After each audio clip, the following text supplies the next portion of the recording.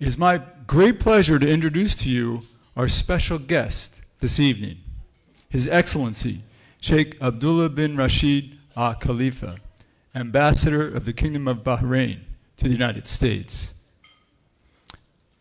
Ambassador Al Khalifa's career began at the Royal Court, where he worked and oversaw educational, medical, and social affairs. He then joined the General Organization for Youth and Sports as the Director of Planning and was later appointed Director of Financial and Human Services.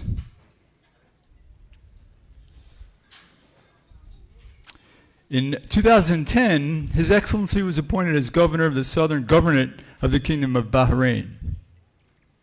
As part of a collaborative effort between the Kingdom of Bahrain and the United States of America, Ambassador Al Khalifa launched a partnership between the government and the American nonprofit organization DARE to develop and deploy an anti-violence and anti-addiction program delivered by trained community police officers in local elementary and secondary schools.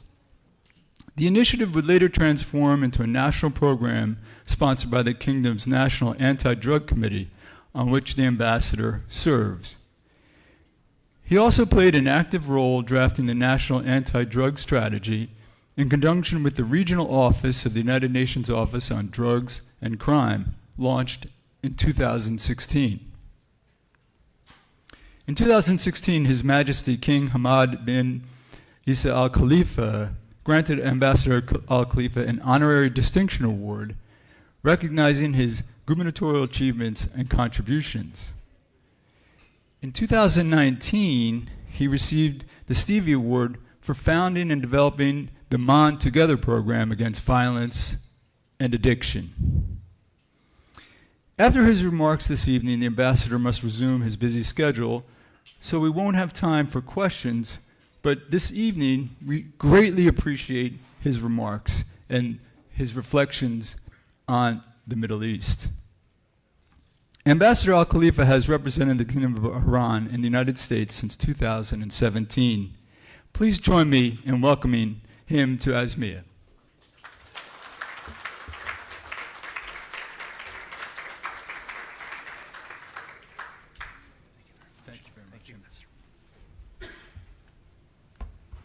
Well, thank you very much for that kind introduction. Oh, wrong speech. Ladies and gentlemen, for those of you joining us from outside of Washington, from outside of the country, welcome. It's great to be here with you. I hope that we can keep in touch after tonight, but thank you for the opportunity, Dr. Assaf.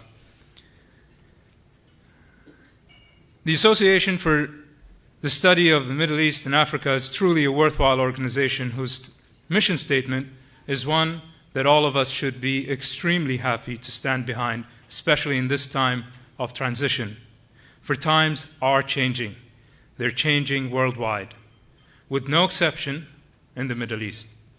Today's Middle East is vastly different from the one that our parents and grandparents sought to tame in the decades past.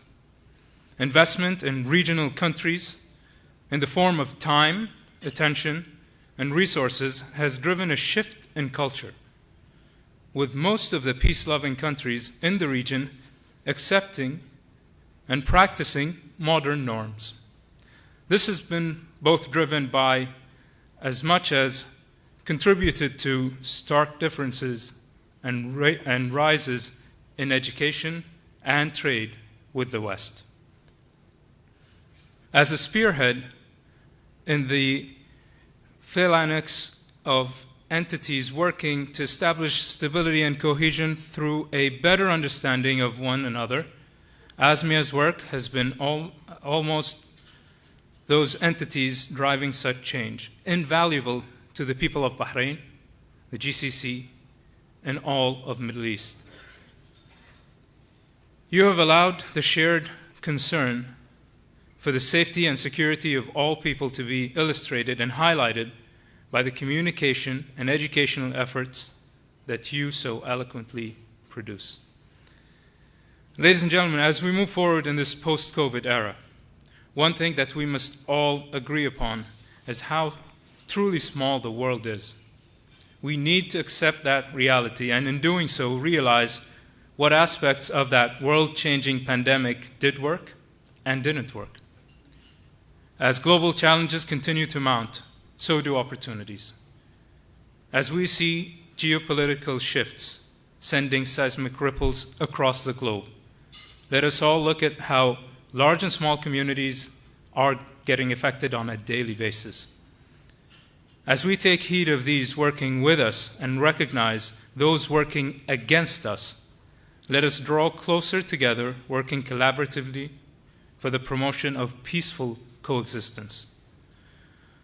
Although established prior to the brunt of the COVID pandemic, His Majesty King Hamad bin Isa Al Khalifa's astuteness to be a founding member of the Abraham Accords back in 2020 provides the world with a wonderful example of what worked and why. An unprecedented and previously considered impossible pact, drawing together some of the world's oldest civilizations. This agreement allowed the critical exchange of the newest best practices and cutting-edge ideas available today.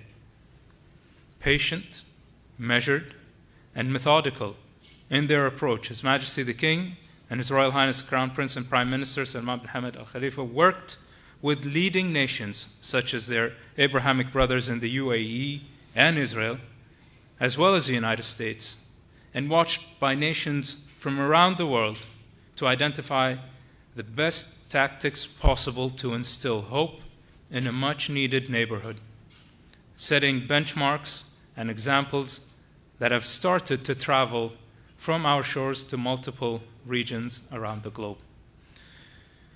Keep in mind, ladies and gentlemen, this was all done due to the respect of others' cultures, customs, and capabilities. It was all done through a desire for coexistence.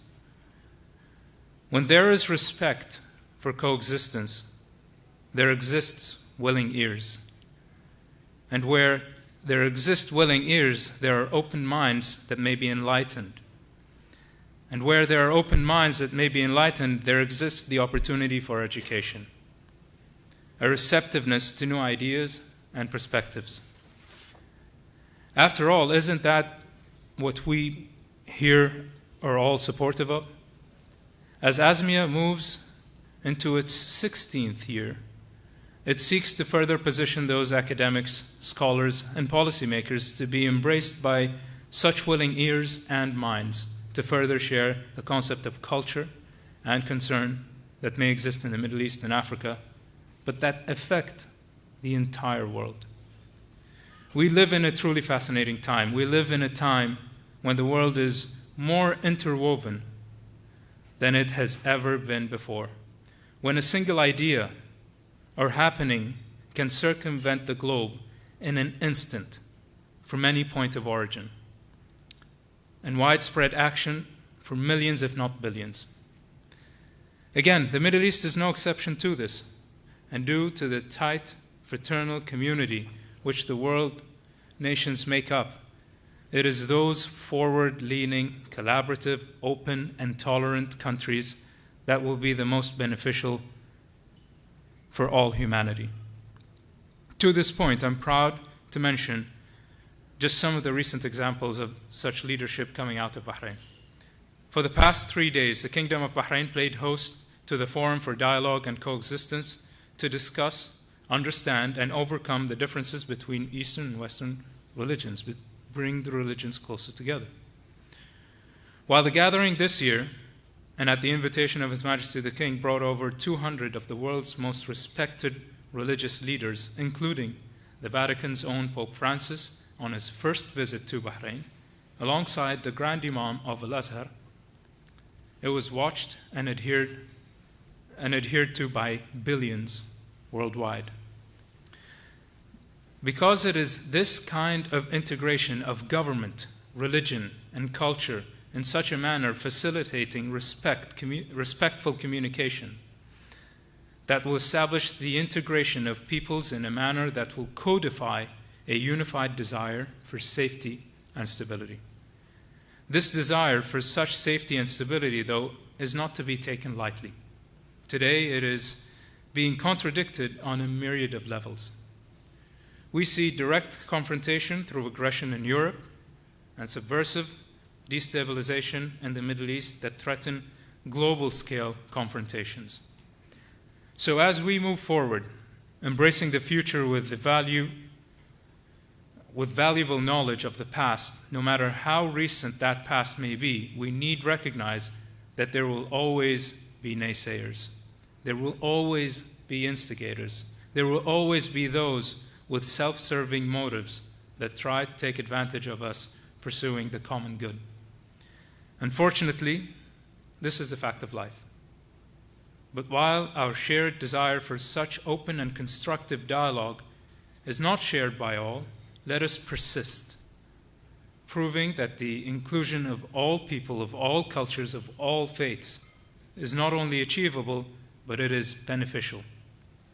And in doing so, in working together, we are able to prop open the door to conversation. Working together, we can force that conversation and thusly the education on a global scale. The unified acceptance of all people and the shared allowance of their ideas not only serves to enhance the greater good through peaceful cohesion, but it fortifies us against their common threats of all kind. As these geopolitical unicorns of cohesion and coexistence continue their rainbow-stern flight across the region, let us do our part in coming together to amplify the message and demonstrate an open-armed acceptance in which we are ready to receive those not yet decided to join our ranks. So let us stand strong together and not falter in the face of intolerance and aggression. For not one of us is strong enough in today's world to do so alone. But only in unifying can we bring our people to the peaceful destination that all of us here agree is truly within our reach. Ladies and gentlemen, thank you for the opportunity.